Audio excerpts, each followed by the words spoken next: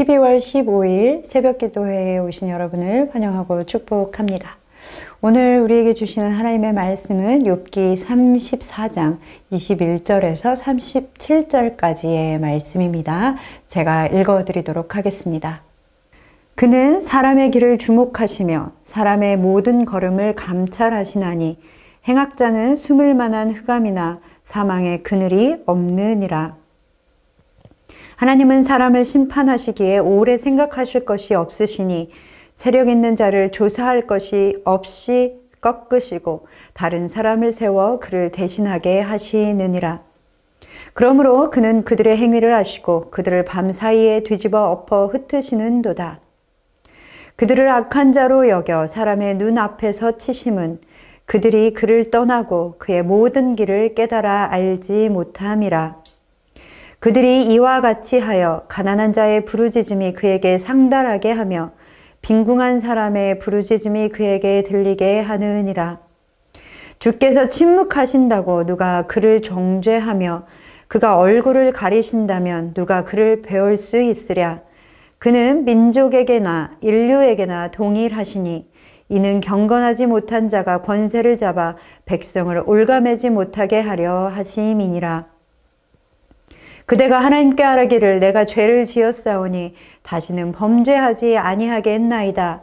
내가 깨닫지 못하는 것을 내게 가르치소서. 내가 악을 행하였으나 다시는 아니하겠나이다 하였는가. 하나님께서 그대가 거절한다고 하여 그대의 뜻대로 속전을 치르시겠느냐. 그러면 그대가 스스로 택할 것이요 내가 할 것이 아니니 그대는 아는 대로 말하라. 슬기로운 자와 내 말을 듣는 지혜 있는 사람은 반드시 내게 말하기를 욥이 무식하게 말하니 그의 말이 지혜롭지 못하도다 하리라. 나는 욥이 끝까지 시험 받기를 원하노니 이는 그 대답이 악인과 같음이라. 그가 그의 죄에 반역을 더하며 우리와 어울려 손뼉을 치며 하나님을 거역하는 말을 많이 하는구나. 아멘. 욥기 34장에서 37장까지는 엘리후의 변론이 계속되고 있습니다. 오늘 본문에서도 엘리후는 계속 자신의 논리를 펴고 있죠. 엘리후는 먼저 하나님이 어떠하신 분이신지를 욥에게 아주 강한 어조로 다시 알려주고 있습니다. 21절과 22절에는 이렇게 이야기하고 있습니다. 그는 사람의 길을 주목하시며 사람의 모든 걸음을 감찰하시나니 행악자는 숨을 만한 흑암이나 사망의 그늘이 없느니라. 하나님께서는 모든 사람들의 일거수일투족을 살피시고 모든 발걸음을 그냥 보시기만 하는 것이 아니라 하나하나 감찰하시는 분이십니다. 그렇기에 행악자는 어느 곳에서도 하나님의 눈길과 하나님의 감찰을 피해 숨을 곳이 없습니다. 흑암이나 사망의 그늘조차도 하나님을 피하여 숨을 수 있는 곳이 아닌 것이죠. 사람이 어느 곳으로 간다고 해서 하나님을 피할 수 있겠습니까? 그러나 엘리후가 지금 욥에게 이런 말을 하고 있는 이유는 따로 있었습니다. 그저 하나님이 어떠하신 분이신지를 욥에게 떠올리게 하고 또 하나님을 알려주려는 것이 아니었습니다. 엘리후는 욥이 하나님에 대해서 말한 것들, 그리고 욥이 하나님 앞에서 보였던, 그리고 친구들 앞에서 보였던 태도를 기억하고 그것을 비난하고자 하는 것이 그의 목적이었습니다. 욥기 7장에 보면 욥은 너무나 고통스러운 시간을 보냄으로 인해서 하나님이 자신을 감찰하시고 지목하여 보시는 것이 너무나 가혹하다라고 하나님께 부르짖었습니다. 7장 10절에는 이렇게 말씀하고 있습니다. 사람을 감찰하시는 이여 내가 범죄하였던들 주께 무슨 해가 되오리이까. 어찌하여 나를 당신의 관역으로 삼으셔서 내게 무거운 짐이 되게 하셨나이까. 욥이 얼마나 힘들었으면 하나님이 나를 관역으로 삼으신 것 같다라고 이야기했겠습니까? 욥은 하나님이 사람을 감찰하심을 모르고 있지 않았습니다. 그러나 엘리후는 이런 욥의 말을 기억하고 더 강한 어조로 욥을 신랄하게 비판하고 있습니다. 엘리후도 욥도 하나님은 우리의 모든 것, 우리의 길과 걸음뿐만이 아니라 우리의 생각도, 그리고 우리의 감정도, 그리고 나의 행동의 저 깊은 곳의 동기까지도 아시는 하나님이다라고 고백하고 있습니다. 시편의 기자도 이렇게 고백하고 있습니다. 139편 7절 말씀은 이렇게 말씀합니다. 내가 주의 영을 떠나 어디로 가며 주의 앞에서 어디로 피하리까? 사랑하는 성도 여러분, 하나님께서는 우리의 모든 것, 그리고 행동뿐만 아니라 생각과 감정도 다 아시는 분이십니다. 그리고 우리는 그 어떤 것으로도 하나님을 피할 수 없습니다. 하나님은 우리의 은밀한 숨겨진 내면까지도 아시는 분이시기에 하나님이 모든 것을 아신다라는 그 사실이 우리에게는 두려움이 되기도 합니다. 때로 우리는 그 사실이 두렵기에 우리 안의 죄를 그냥 스스로 합리화하며 나는 그 상황에 어쩔 수 없었어 라고 생각하기도 하고 나의 눈을 질끈 감아버리기도 합니다. 그러나 내 스스로 자신을 합리화한다고 해도, 내가 눈을 질끈 감아버린다고 해도 그 어떤 것도 하나님 앞에 그것이 감추어질 수는 없는 것입니다. 우리는 그것을 너무나 잘 알고 있습니다. 그렇기에 우리는 하나님 앞에 우리의 모습을 내어놓고 회개하며 우리를 사랑하시는 그 사랑의 하나님 앞으로 나아가야 할 것입니다. 하나님은 결코 죄와 함께 하실 수 없는 분이시기에 그렇습니다. 그러나 동시에 하나님이 우리의 모든 것을 살피신다라는 것은 우리에게는 너무나 큰 힘이 되고 위로가 되는 사실입니다. 사람의 평가나 그리고 법의 잣대는 아무리 공정하다 해도 완벽하게 공정할 수 없으며 모든 사람의 상황을 알 수는 없습니다. 또한 세상에서 벌어지는 일들은 우리가 보기에도 우리의 눈에도 너무나 공의롭지 못한 일들이 날마다 벌어지고 있습니다. 그러나 하나님은 우리의 모든 것을 아시는 분이시기에 누가 무엇을 했는지 그 행위와 생각들에 대해 오래 생각할 필요도 없으신 분이시기에 우리의 연약함과 그리고 우리의 부족함을 아시고 우리의 마음까지도 아시는 분이신 것입니다. 하나님은 공평하실 뿐만 아니라 공의로우신 분이십니다. 그 하나님이 인간의 모든 삶을 살피시고 심판하시는 것입니다. 그렇기 때문에 하나님의 심판은 의로운 심판입니다. 이것은 우리에게는 커다란 두려움이기도 하지만 그것은 반대로 우리에게 정말 큰 기쁨이며 또한 위로가 되는 사실입니다. 왜냐하면 하나님은 공의로우시기에 하나님의 심판은 절대 잘못될 수 없기 때문입니다.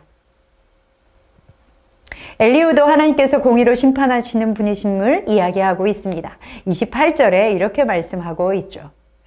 그들이 이와 같이 하여 가난한 자의 부르짖음이 그에게 상달하게 하며 빈궁한 사람의 부르짖음이 그에게 들리게 하느니라. 30절에도 이렇게 이야기합니다. 이는 경건하지 못한 자가 권세를 잡아 백성을 올가매지 못하게 하려 하심이니라. 물론 엘리후의 이 말은 욥의 상황에는 맞지 않는 그런 말입니다. 욥이 지금 고난을 당하는 것이 그가 압제한 사람들의 부르짖음을 하나님께서 들으시고 욥에게 벌을 내리시는 것은 아닌 것이죠. 그러나 하나님은 분명히 환난 중에 부르짖는 소리를 들으시며 공의로 심판하시는 분이십니다. 사랑하는 성도 여러분, 하나님이 우리를 늘 보고 계시며 우리의 모든 것을 아시는 분이시라는 그 소식으로 위로받으시는 여러분 되시기를 소망합니다. 하나님께서는 환난 중에 부르짖는 소리를 들으시고 응답하시는 분이십니다. 공의의 하나님이시기에 하나님의 심판이 의롭다라는 것을 기억하시는 여러분 되시기를 소망합니다. 그렇기에 우리는 날마다 하나님 앞에서의 삶, 하나님 앞에서의 삶을 살아가는 사람들이어야 합니다. 코람데오의 삶, 늘 하나님이 우리 앞에 계신 것을 인식하며 살아가시는 여러분 되시기를 소망합니다. 또한 우리의 모든 것을 감찰하시며 공의로 심판하시는 분이시기에 우리에게 주시는 가장 큰 선물이 있습니다. 그것은 바로 공의의 하나님이시기에 우리 가운데 예수 그리스도를 보내어 주시고 예수 그리스도의 보혈의 공로로 우리의 모든 죄의 대가를 다 치르게 하시고 우리를 의롭다 하셨다라는 사실입니다. 우리는 지금 대림절 기간을 보내고 있습니다. 예수님이 우리 가운데 오신 것이 나와 어떤 상관이 있으십니까? 또한 다시 오실 그 예수님을 기다리는 것이 우리에게는 진정한 기쁨이며 소망이 되십니까? 사랑하는 성도 여러분, 우리 가운데 최고의 선물로 오신 예수 그리스도로 인하여 기뻐하고 즐거워하는 이 대림절 기간을 보내시는 여러분 되시기를 소망합니다. 그러나 엘리후의 욥을 향한 책막은 아직 끝나지 않았습니다. 엘리후는 욥이 끝까지 회개하지 않았음을 지적하며 이야기하고 있습니다. 그러면서 욥에게 이렇게 묻습니다. 31절의 말씀입니다. 그대가 하나님께 아뢰기를 내가 죄를 지었사오니 다시는 범죄하지 아니하겠나이다. 내가 깨닫지 못하는 것을 가르치소서. 내가 악을 행하였으나 다시는 아니하겠나이다 하였는가. 욥은 이 고난을 죄를 깨닫게 하시는 하나님의 징계로 알고 회개해야 하는데 엘리후가 보기에는 그것을 깨닫고 회개하는 것이 아니라 도리어 왜 고난을 주시는지 불평하고 하나님을 비난하는 것처럼 보였습니다. 그러면서 33절에 당신이 하나님께 회개하기를 거절하고 의인인 채 하고 있다고 해서 하나님께서 너의 생각대로 움직일 것이라고 생각한다면 그것은 잘못된 생각이다 라고 지적하고 있습니다. 그러면서 당신이 아는 대로 말해보라. 만약 내가 한 말이 틀리다 라고 생각하고 있다면 내 말에 반론을 제기해보라 라고 욥을 몰아붙였습니다. 그러면서 35절에는 욥의 말이 무식하고 지혜롭지 못하다라고 말하며 36절에는 욥이 말하는 것이 악인과 같으니 엘리후 자신은 끝까지 욥이 벌을 받아야 한다고 말하고 있습니다. 이 얼마나 무섭고도 잔인한 말입니까? 그리고 마지막 절인 37절의 말씀에는 욥이 죄를 인정하기는커녕 하나님을 모독하고 조롱하듯 손뼉을 쳐대며 하나님을 거역하고 있다고까지 말을 하고 있습니다. 엘리후의 말은 그냥 보기에 아주 옳은 말인 듯이 보입니다. 사람의 생각이나 태도에 구애받지 않으시는 하나님의 주권에 대해서 이야기하고 있지만 사실은 욥을 살리는 말이 아니라 욥을 죽이는 말들을 엘리후는 쏟아 놓았습니다. 사랑하는 성도 여러분, 엘리후가 처음 욥과 세 친구들의 대화에 등장했던 장면을 기억하십니까? 엘리후는 욥이 자신이 하나님보다 의인이라고 생각한다면서 분노했었고 또한 욥의 세 친구들이 욥이 당하고 있는 이 고난에 대해 욥에게 시원한 답을 해주지 못함에 대해서 분노했던 사람이었습니다. 나이가 있는 사람들이 그것도 하나 제대로 이야기하지 못하는가 라며 분노했었죠.